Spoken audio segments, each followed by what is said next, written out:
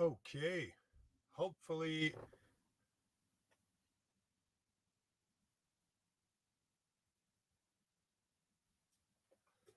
Okay. Hopefully, you guys can hear me. So, if somebody can confirm, and I apologize, I'm starting in late. Of course, laptop problem 10 minutes before I start the stream. So, always interesting when this happens. But like anything in life, it's always how you react to this shit and it's how you deal with it that matters. So, Um, running this off of a new setup, new microphone that I'm using just for today. But I promise you one thing: the content is going to be as good as it normally is. So if people on the Instagram can give me a thumbs up, people on TikTok, thumbs up, thumbs down to make sure that you guys can hear me. Same thing for the stream. If people can tell me yay or nay on the stream, as you guys can help tell me if you can hear me. All right. So it seems like you guys can hear me. Perfect. So, how many times have you guys heard that breakfast is the most important meal of the day? What if I was to tell you that it's all bullshit? That it definitely is not. And that could be one of the biggest problems that we face when it comes to the way that we eat. This is why today I want to touch on fasting. It is one of my favorite subject. I've been doing it forever, and I've got a shit ton of questions about it. So this is why I want to talk to you guys about it. This episode of the Nico Lagan Show is brought to you by the Alpha Creator Blueprint. Are you a male content creator on a mission to help other men? Is your content not getting the attention that it deserves? Would you want to increase your views by 10, 100, even 1,000? If so, head to the alphacreatorblueprint.com website and let us show you how we can help you. Welcome to the Nico Lagan Show. I am your host, Nico Lagan, aka Mr. Masculinity. Now, let's start from the beginning. Why do we eat 3 meals? Because think about it. Anybody out there, I challenge you. Tell me that this is not exactly what you were told is normal. Tell me that this is not what we consider the norm today. 3 meals: breakfast, lunch, and dinner, supper. Depends if you're French, you're English. But the point in the matter is that we take this for granted. This is the way we live. This is the way we think that it's always been. But let's go into history and allow me to show you that this is not the case.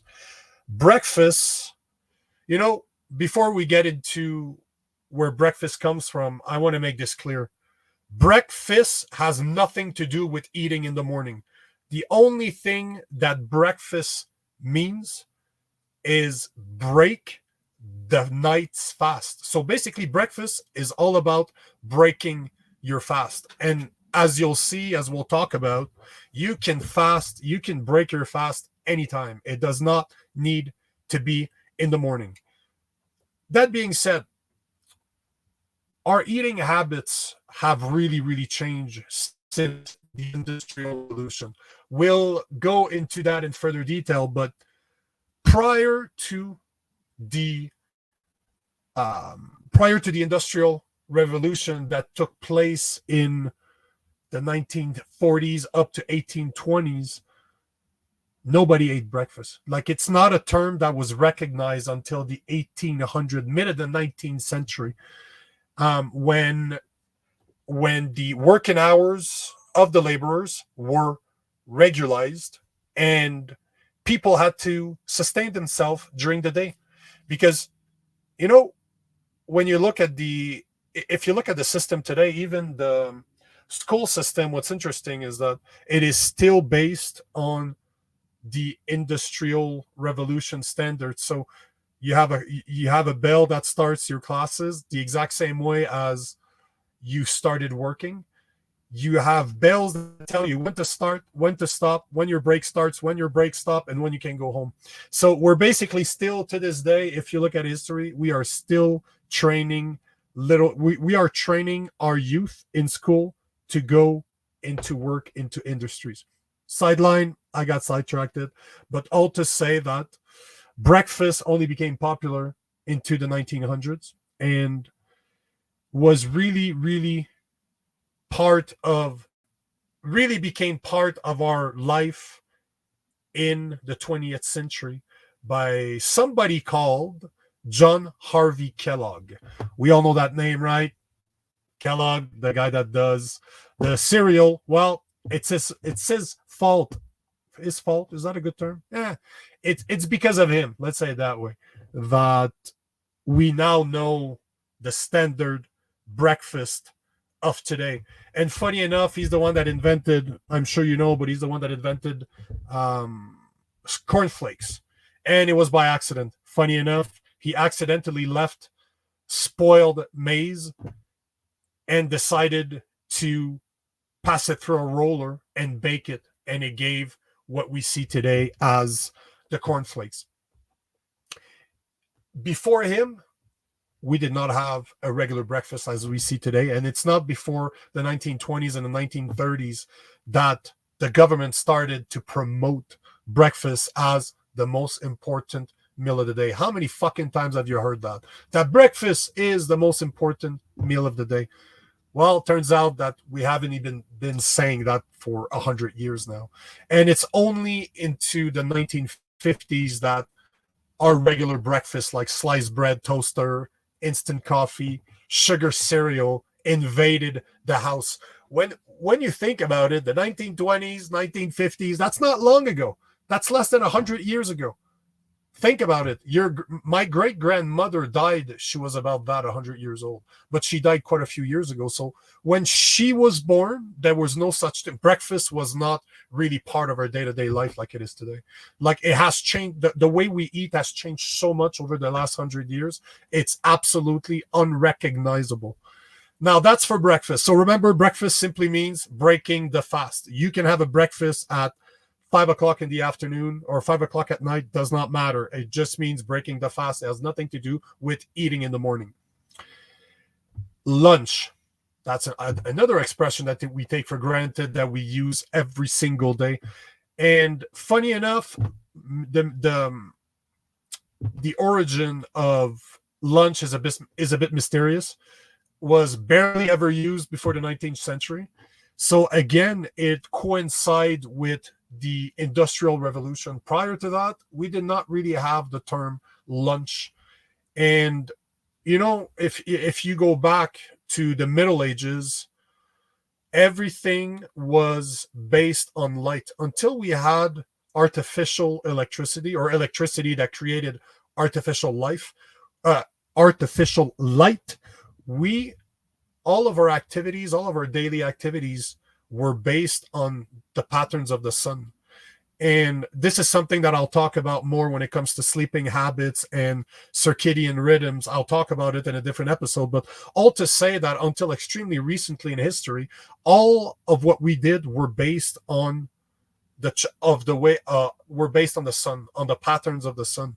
And prior to having electricity, that's exactly what it was. So in order to take advantage of the sun, in order to be able to work, people got up early and were working. They were working the fields. They were working before they were actually eating, because they did not have time to waste to eat. They had to work. And for most of the people in the Middle Ages, they did not eat before noon. Like, they took a small break after working at least 6 hours. So by today's standards, their day was almost done. Like, they already almost worked as much as the average person today, and they hadn't eaten yet.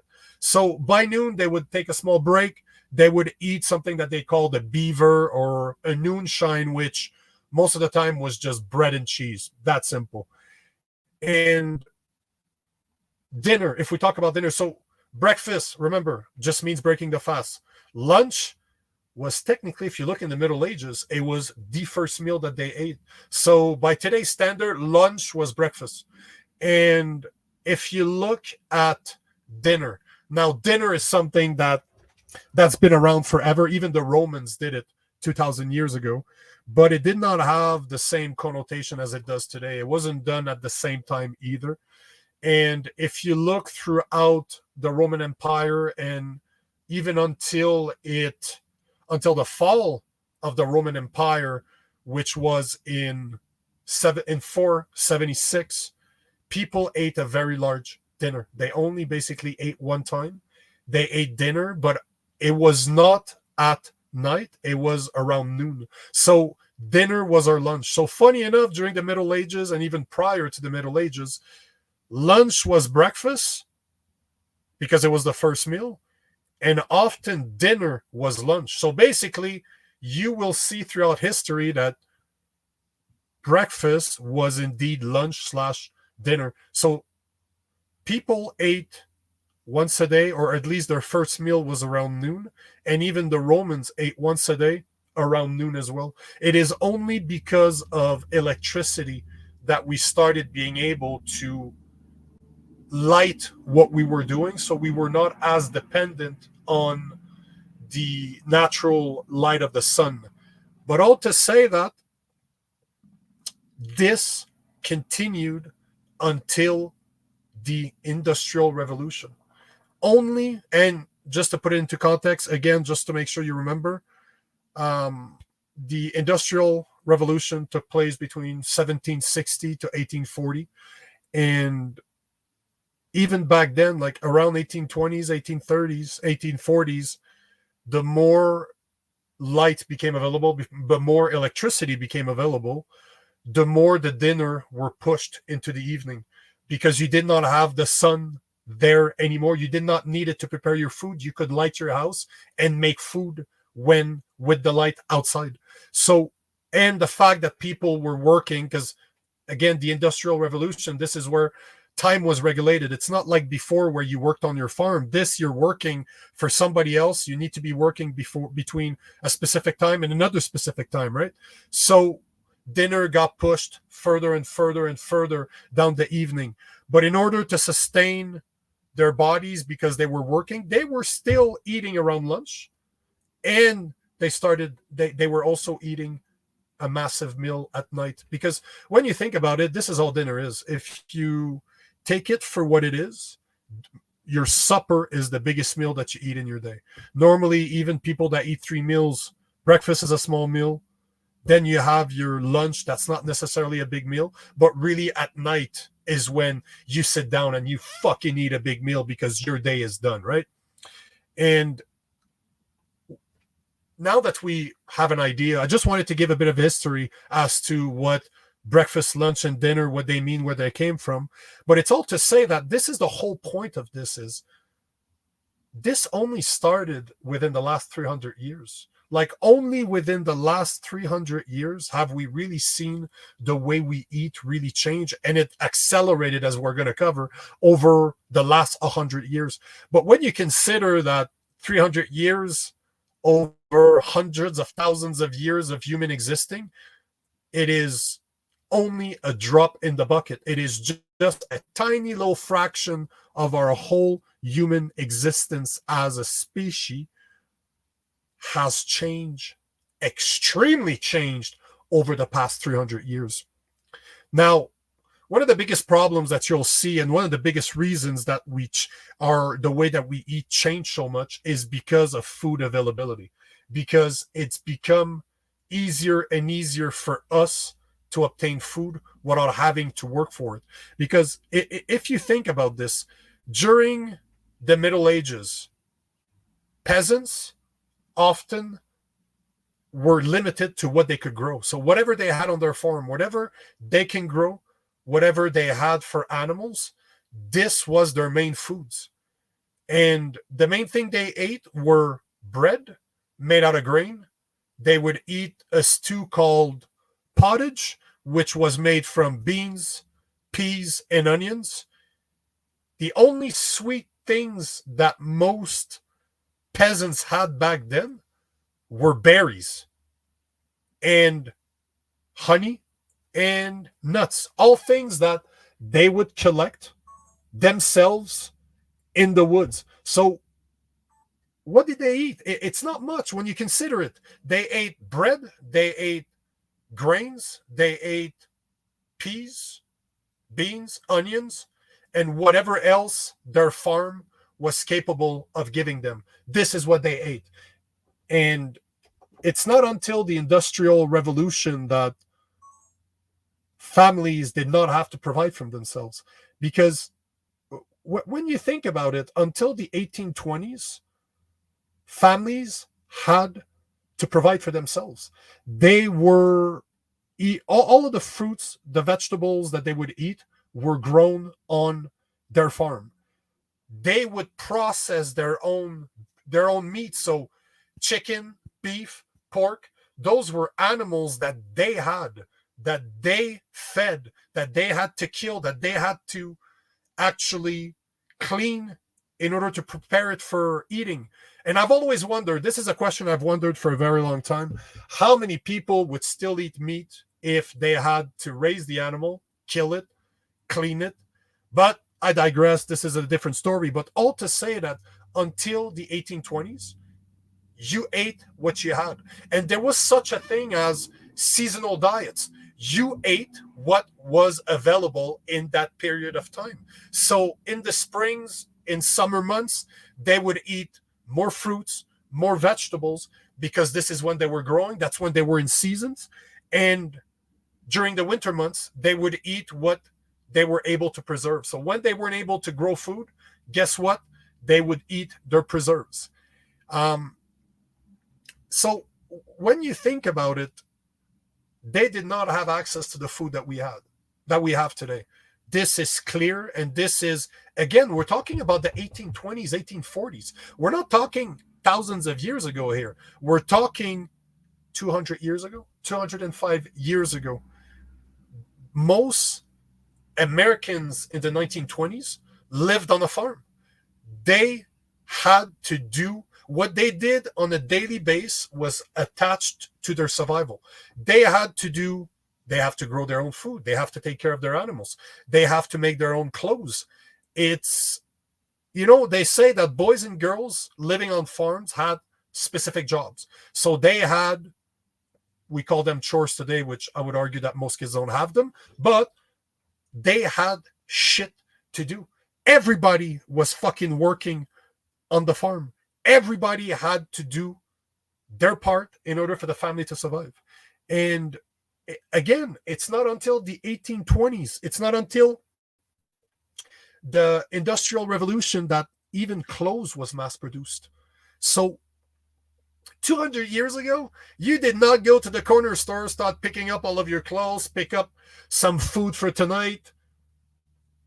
Most people had, if you were a peasant, if you were just a regular person, if you were not rich, you had to take care of your shit. You had to make sure that your family was surviving. You needed to take care of your food, your needs, your family's needs. And guess what? This took most of your fucking time. You weren't wasting all of your time sitting on a couch doing nothing. I can guarantee you that.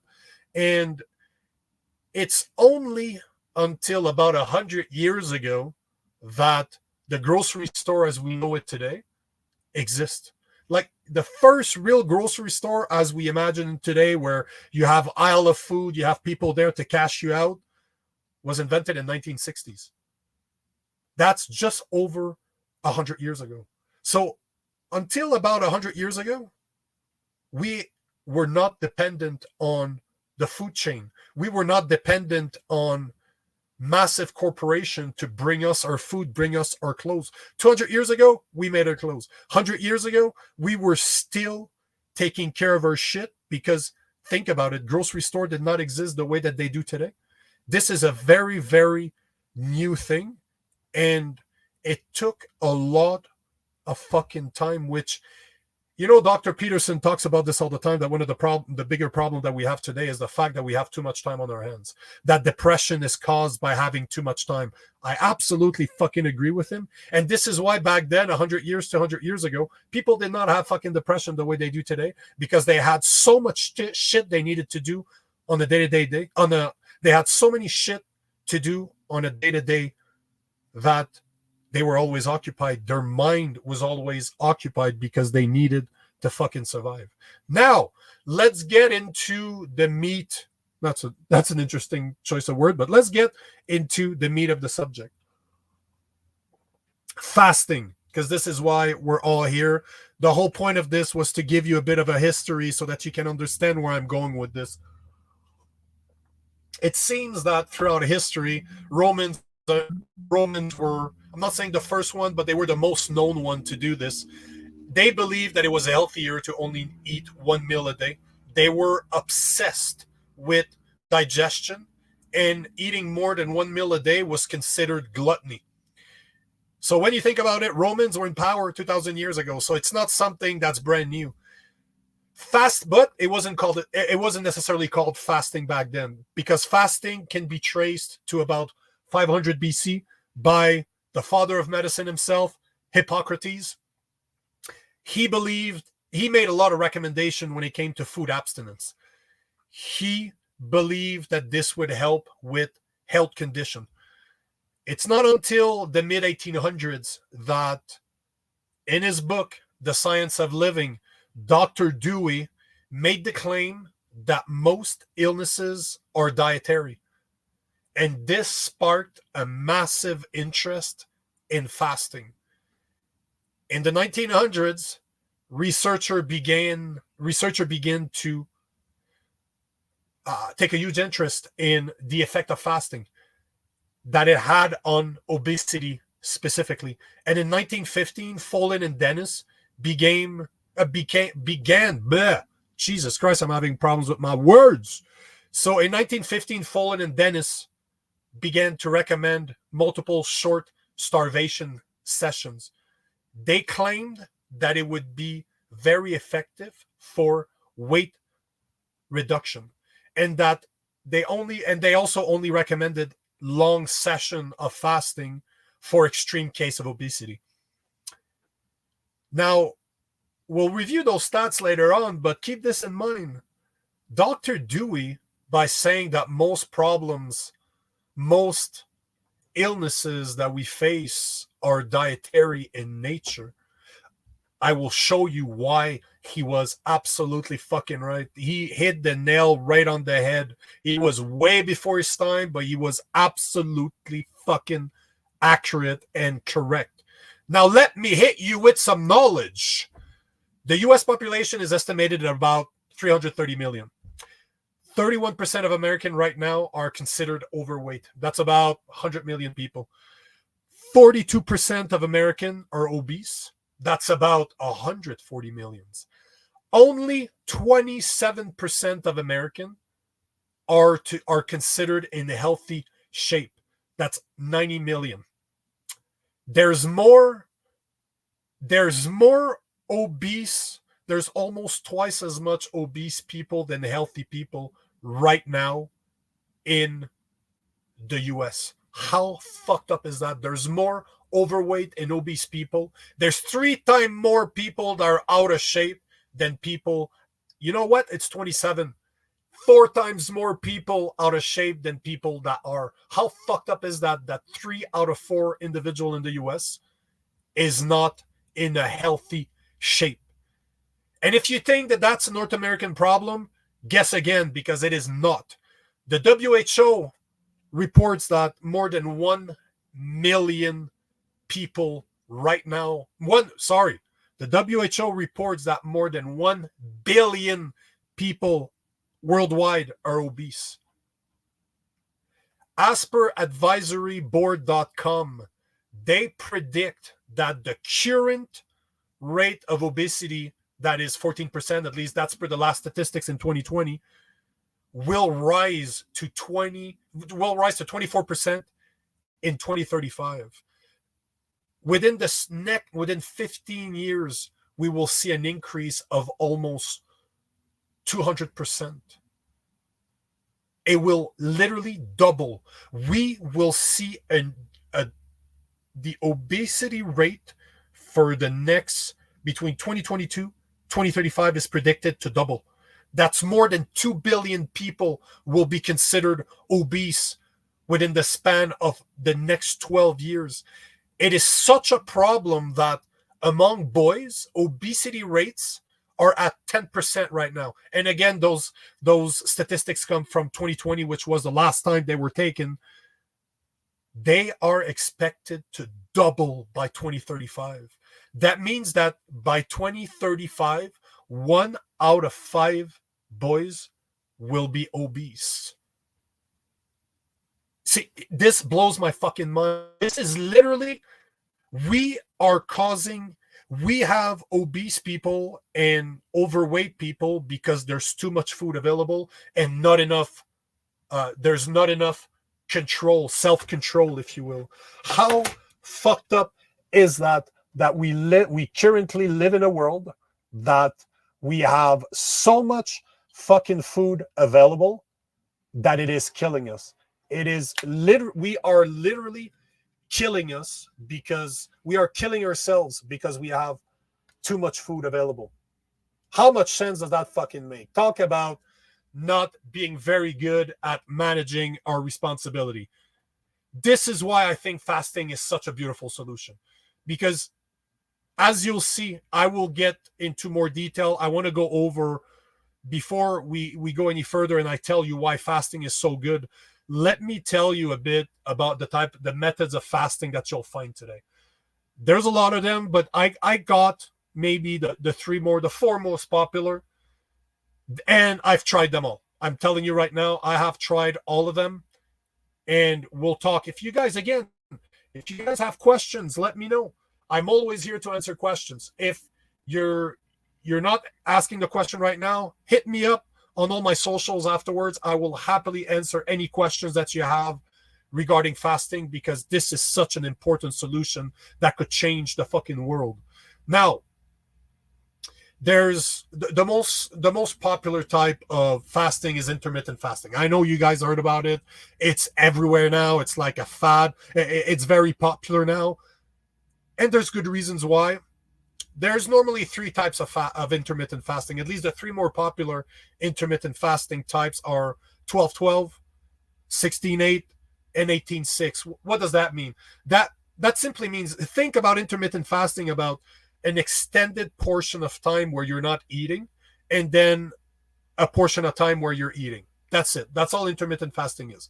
When I call it 12-12, that means that for 12 hours, you're not consuming any calories. So basically, all you're doing is drinking water, black coffee. Like, there's no caffeine, and most teas don't have calories either. So for 12 hours, you're not consuming any calories. You're just drinking liquid with no calories. And for 12 hours, you're eating. 16-8, same principle, except for 16 hours, you're not consuming any calories. For 8 hours, you're eating. And then you have your 18-6, which is 18 hours without any calories, only fluid like water and black coffee. And then 6 hours, you're eating. Now, you have a method that I discovered years and years ago that's called Eat, Stop, Eat. Basically, the method states that you eat you take 24-hour fast once or twice a week, sorry. So basically, Eat, Stop, Eat means for 24-hour period, once or twice a week, you're not eating at all. Again, just fasting. Then you have your 3 to 5 day fast, which are a lot longer. And then you have your 5-day fast, which again are a lot longer. A 5-day, I can tell you, I just tried my first one now, and it was not an easy thing to do. And in further podcasts, I will go into more details about it, but just take my word on that one. Intermittent, the 5-day fast is not easy, although the 3 days, to me, 3-day is a perfect amount of time to fast. It's perfect. But all to say that you have your intermittent fasting that is 12-12, 16-8, 18-6. You have your Eat, Stop, Eat, which you stop eating for 24 periods at a time, once or twice a week. And then you have your 3-day fast and your 5-day fast. Now, why should you fast? Because at the end of the day, we don't do shit for no reason, right? So why would you want to fast?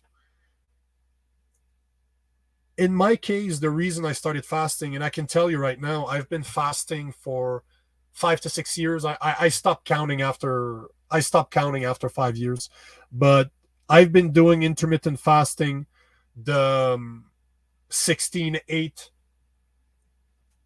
for more than 5 years. And over the recent months, over the recent weeks, I've even started only eating one meal a day. So my fast right now, 99% of the time, is more like 22 hours eating, 22 hours fasting, 2 hours eating. So I really don't eat often, but when I eat, it is a feast. Just let me tell you that the amount of food, I'm going to post a picture today of what I eat in one sitting. It's absolutely fucking sitting. But when you consider it, the reason why I started fasting years ago is that I realized that our body is always in a state of fed. Our body is always working. When you think about it, our society is so obsessed with eating that we are always fucking eating. Think about it. The first thing that most people do when they get up in the morning, they make themselves a coffee, which they very rarely have I seen people drink black coffee. I'm not saying they don't exist, but the average person will have milk, cream, sugar in their coffee. So right there, you're breaking your fast because you're eating calories. As per a study from Ohio State University, only 15% of people skip breakfast. So basically, first thing in the morning, people eat. It doesn't matter that it's sugar, that there's sugar drinks like coffee. It doesn't matter that you're eating a full meal. The point of the matter is that 85% of people today eat breakfast. As per the Sleep Foundation, 70% of people eat before going to bed, like within 2 hours. So 70% of people eat a snack or a meal within 2 hours of going to bed. As per the Mayo Clinic, it takes 6 to 8 hours for food to pass through your stomach and small intestine, and it can take up to 36 hours for food to move through your entire colon. So what does this all mean? Basically, what this means is that if it takes 6 to 8 hours to digest your food, that means that, and most people eat right as soon as they get up and until the time that they go to bed. That means that the average person sleeps 6 to 8 hours. That means that within their sleep, their body's digesting. Throughout the day, your body's digesting. I would argue that 99% of people out there are always in a fed state. Your body is always working, digesting your food. So that means that you're never giving your body a break. Your body is always fucking working. And anybody involved in fitness knows this, that you need to give your body a break. If you're hitting the gym 5 times a week, you need to sleep at night. You need to give a couple of days for your body to recover, because when your body is not working, it's when it's capable of repairing itself. Like in training, if you're building muscle, you're breaking your muscle fiber. And then when you're at the gym, you're breaking your muscle fiber. You're breaking your muscle fiber. And muscle is made by your body repairing that muscle fiber. But if you're never giving it a break or you're never sleeping, guess what? Your body cannot regenerate itself. And it's astonishing that this is not a known fact, that the average person does not understand that their body is always in a working state. It never takes a break because you're always fucking feeding it. We're not even hungry and we're fucking eating. We're bored, we eat. We associate food with pleasure. So it is an emotional response. We see food as our emotion. We are literally eating our emotions. And this is the case for almost 75% of people. This is fucking crazy when you think about it, because we have the power to change that. And fasting is the best way, in my opinion, to do this. This is the best way you can give a break to your body in order for it to repair itself. Now, let's get into more of the specific about this. There are 4 stages of fasting. You have your fed state, you have your early fasting stage. So, fed state is number 1, early fasting stage is number 2. Fasting stage is number 3, and long-term fasting stage is number 4. The number 1 stage being the fed state normally occurs between 1 to 3 hours. During this period of time, your glucose level will increase as your body digests and absorbs your meal.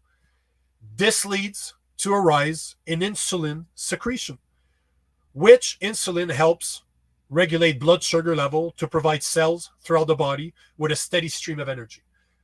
You'll understand why insulin is so important to a lot of the disease that we see today, and why insulin control is so important when it comes to fasting. So that's your stage number 1. Your stage number 2, early fasting state, normally occurs between 3 hours and 18 hours of your last meal. During this stage, your pancreas begin to secrete higher amounts of hormones called glycogen, which helps prevent blood sugar from dipping too low. Additionally, insulin levels drop and the body begins using glycogens. Glycogen is a form of glucose that is stored in your liver as an alternative source of energy. Basically, it comes from the carbohydrates that you eat are responsible for glycogen. So the glycogen comes from your carbohydrate.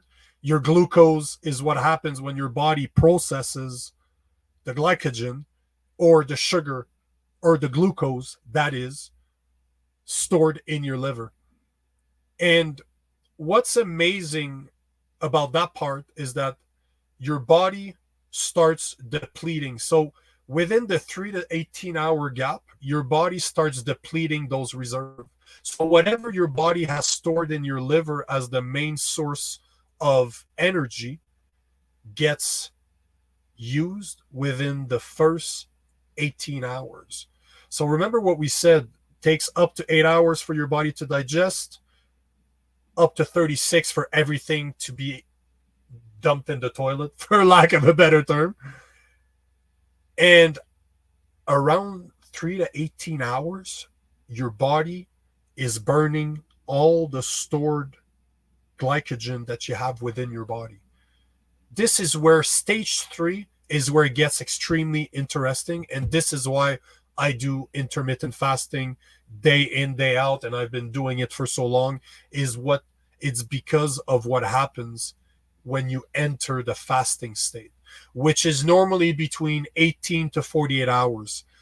So it occurs about 18 hours since your last meal and can last up to 2 days, 48 hours. Because your glycogen levels or your glycogen stored, Jesus Christ, the glycogen that is stored in your body has been depleted. So your body has used it all. And at this point, it starts breaking down your stored fats. I'm sure you've heard of triglycerides before. This is the fat that you have stored within your body. But after 18 hours, instead of using your stored glycogen, your body starts converting your stored fats into energy. This causes a state that is called ketosis. I know that you've all heard about the keto diet. And this is the whole point of the keto diet, is to not eat carbs, or at least no more than 30 to 50 grams of carbs, in order to try to put your body in ketosis. So you eat high amount of fats, low amount of carbs, low amount of protein, so to kind of trick your body into turning their main source of energy into burning fats instead. Now, one thing that's absolutely fucking amazing about ketosis is, like I said, the fact that it burns the stored fat that you have in your body. It starts using that as your main fuel. So you can see how this is incredible for losing weight, for losing fat, because literally your body will need it. If you stop eating for 18 hours or more, up to a period of 48 hours, it will burn itself. It will eat itself and get rid of your fat for you. You don't even need to do anything else than simply stop fucking eating. Now, another thing that happens in that period of time, that 18 to 48 hour period, and this is the part that blows my mind. This is the part that I absolutely fucking love. Your body starts a process called autophagy. Autophagy is a catabolic state which cleans out your damaged cells and replaces them with healthy ones. So after 24 hours, your body starts doing something called autophagy, which the main purpose of it is to take all your dead cells and replace them by healthy ones. You are basically repairing your body by not eating. You are burning the fat that you're storing. You are also allowing your body to start repairing itself. How fucking magical is this? Why is this not proposed by every single fucking doctor out there? And the worst part is that basically anybody can do this. It doesn't cost any money. On the contrary, you're going to save fucking money by fasting. Now, as per nutritionist and TRE researcher Humera Yashed, research suggests that autophagy may have a protective effect against aging, cancer, and other diseases. Here's a mindfuck for you. Some researchers believe that autophagy could extend our lifespan and slow signs of aging. We pay thousands and thousands of dollars in surgeries to look younger. Women especially spend so much time trying to look younger. And yet it seems that we could do it for free without eating. How fucked up is that? Now, let me talk about the fourth stage of fasting, which is called the long-term fasting, which is 48 and above. This is where shit gets real. This one is not easy, let me tell you this, but the advantage of this is that insulin level will continue to drop. And in this phase, the ketosis state will continue to increase. Ketones will start being the main source of energy, and your body will eat itself again. How fucking amazing is that? So around 18 hours, you start entering a ketosis state, which your body is switching from using carbs to fat as the main source of energy, and it will continue to do this. And the further you go into time, the more it will happen. And can you see how absolutely crazy this is? Because again, it is the easiest thing that you can do. It literally takes nothing except to stop eating. Now, let's review the benefits of fasting. One, it regulates insulin level. Why is this important? Because if you look, there's two types of diabetics out there. There's type 1, type 2. Type 1 are born with a defect where their body does not produce enough insulin. So they have to inject insulin in their body. This is something that they'll probably have to do, at least with today's medicine, this is something that they'll have to do for the rest of their lives. Now, what's great about this is that I think it's 90%. I don't know that I should be saying those numbers, but I'm pretty sure that it's something around 90% of people with diabetes that are diabetic are type 2 diabetics. Type 2 diabetics is when your body gets it's when they create, your own body creates an insulin not protection, but it stops accepting your own insulin. So it kind of creates a barrier against your own insulin, which means that you need to find another form of insulin in order to live. Because as we said earlier, remember what we said, the while your glucose level, while you're digesting and absorbing what you ate, your insulin's job is to regulate your sugar level. And I'll do another episode on this, because that's another thing that I stopped eating. I stopped eating processed sugar. But every time you eat sugar, it spikes your insulin, because your insulin is trying to regulate the amount of sugar that's in your body. So imagine for diabetics, they don't have the insulin, or their body is rejecting their own insulin. So this is problematic. But with fasting, you can bring that, you can help through fasting to regulate your insulin level. Again, you have your ketosis, which help with fat loss and burning fats as your main source of energy. You have autophagy, that is literally being seen as a way to extend your life. There's a couple of things that I did not mention in this live because I only have so much time, and I'm already fucking running 46 minutes when I normally just run for 30 minutes. But hey, I love this subject. So two of the things that also happens during fasting is cognitive functions enhancement, neurogenesis, and synaptic plasticity. It helps with the health of your brain.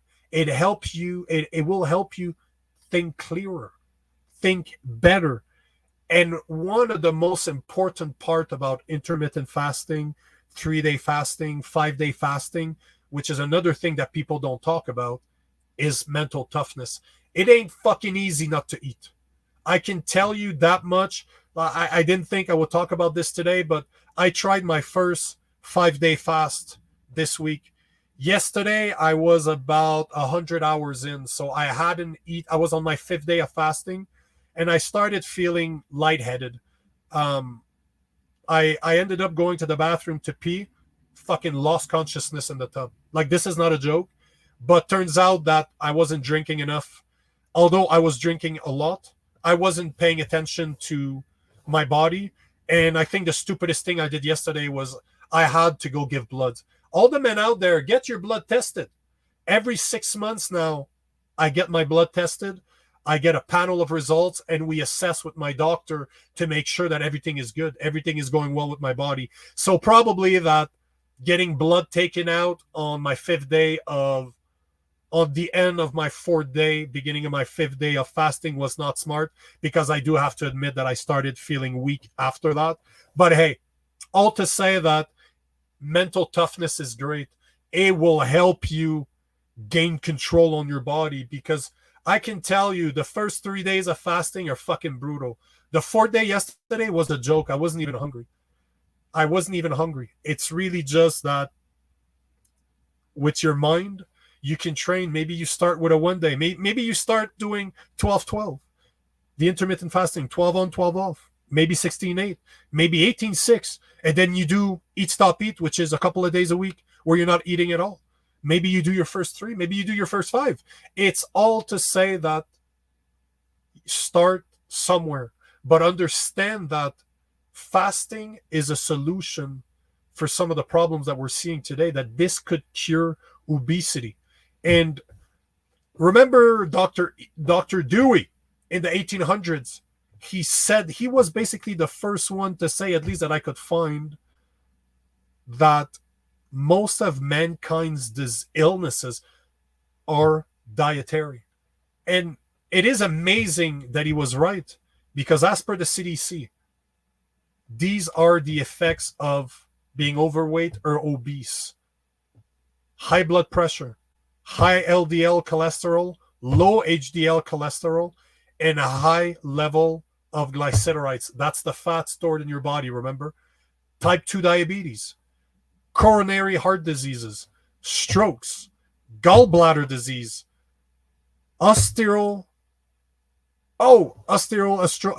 sleep apnea, many types of cancer.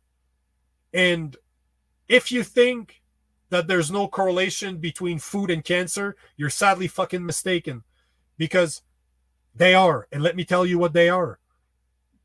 684,000 obesity associated cancer happens in the United States every year, this includes 210,000 amongst men, 470,000 amongst women.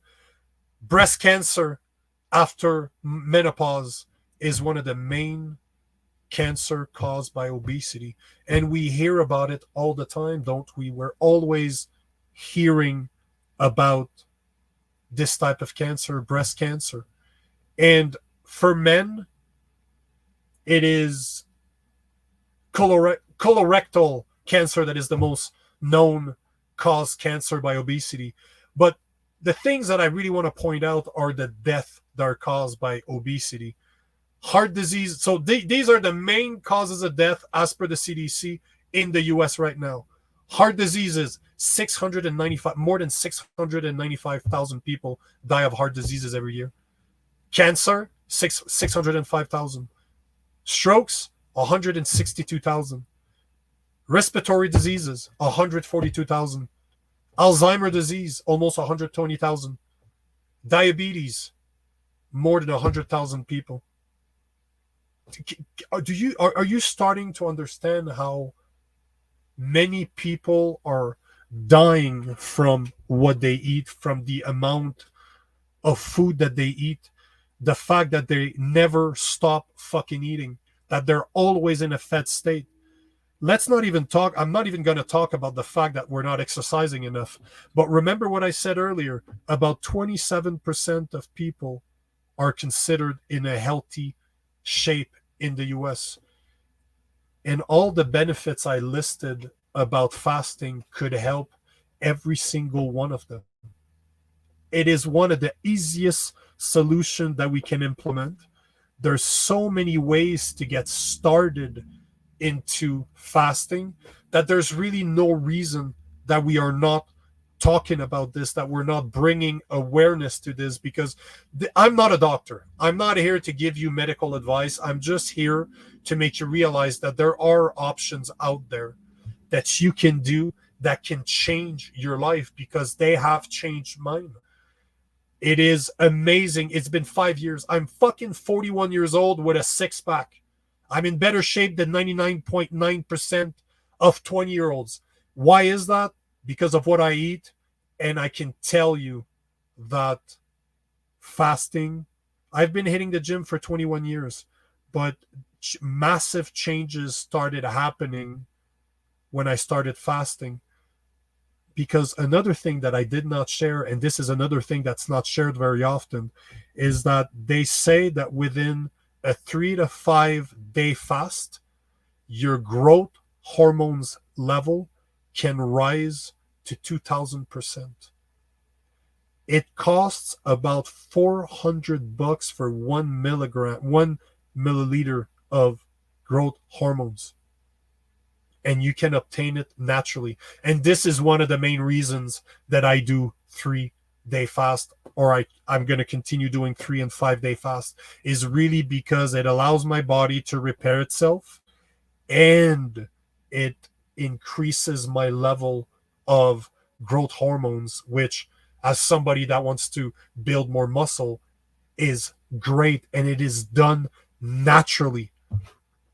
I want to take the time to take a question. Oh, actually, I'm just going to go check the Instagram to see if I do have questions, because I was so obsessed by what I was saying that I wasn't paying attention, but I will take the time that it takes in order to answer your questions. Now, let's see. John Hoig says to fast is to obtain from both tangible list and non-tangible mental, emotional, caloric. Both provide a metabolic role. Both can become conditioned. I agree, brother. It is amazing. I can tell you right away that it is absolutely amazing, and it will help you both physically and mentally. And God fucking knows that we need more toughness, mental toughness in this society that we're living in, because we are fucking weak. Somebody else says, sometimes I don't even eat at all. You know what? If it's done for the right reason, I totally agree, because I normally just eat about 4 hours a day now. So I get it, and the results are just amazing. Now, Justin Manning says, by design, sick care system can have people wake up, and it is true. There is a doctor that I cannot remember his name. He is a cardiologist out of Florida. He talks about this all the time, that the reason that fasting is not pushed more to the masses is because of two things. One, the healthcare system needs customers. Customers are sick people. So they need to have people to be sick in order to make money. Pharmaceutical companies being the main responsibility of this, the main causes of this. And the other reason that fasting will probably never get pushed to the mainstream is because of those massive corporations that are like Kellogg that are telling you that you need to eat in the morning, that the breakfast is the most important meal of the day. They have a lot of money to lose if you stop eating. So, of course, it's never going to be talked about. Now, Alain, I got a guy I've known for years that's asking me a question. We were talking about this yesterday, so let's answer that question, Alain. If you're fasting for 12 hours or more and you eat a lot for 2 hours or more, depending on how many hours you fast, the load of your food that you eat after the fasting, it's not too much depending on your stomach digesting system. No, absolutely not. This is what I've been doing for years. You know, that same doctor from Florida that I apologize for not remembering his name says that all the time. Your body should always be in two states. Either you're in a fasting state or you're in a fast state. You're either you're either in a fasting state or a feasting state, meaning that you're either not eating for long periods of time, and when you're eating, it's a fucking feast. Because think about it, Alain. Think about prior, when you only had to go to the grocery store.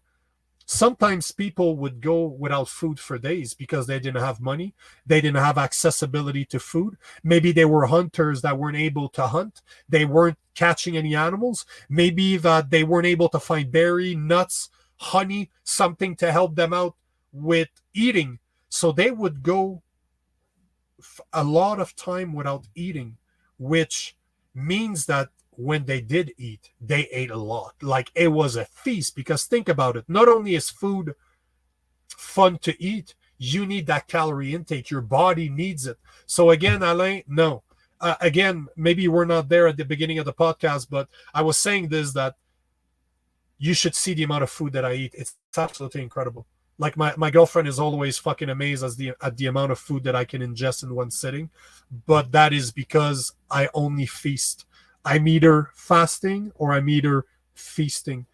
And you know what? One of the other benefits that I haven't talked about is really the fact that it makes food more enjoyable. If you're always eating, you don't understand how lucky we are to eat, how fun it is to eat, because you take it for granted. Man, I didn't eat for more than 100 hours. When I ate yesterday, it was almost orgasmic. It was almost sexual. The food that I eat every day tasted so much better just because I went without it for so long. Now, that being said, this is just the first time I'm going to talk about this. I really want to take the time to go into further details, into going in all the type of fasting that that exists out there, why you should do it, how you should do it, which ones are better depending on who you are. But the point in the matter is that I really want to go into more details about this, and this is just the first time I speak about it. So if you do have questions, please hit me up. If you are curious about stuff, hit me up. I really want to answer your question. Leave me some comments. I'm there to help, because this, I strongly believe, is one of the best things that our society can do today.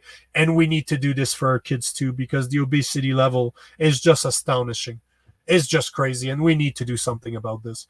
So on that note, I want to thank every single one of you out there for listening to this. I want to thank every single one of you out there that comments, that likes my stuff, that is just giving me, you know, those messages that you send me telling me that you love what I post. I fucking absolutely love them, because you need to know this, that I get a lot of hate comments. every day, multiple times a day. I get people sending me some messages that are very just not nice, comments that are just awful. And you know what? It's because of you guys that I continue doing it. So thank you for being there. On that note, always remember that it takes that the world is changed one man at a time, and it takes just one man to change the world. Peace out, everybody.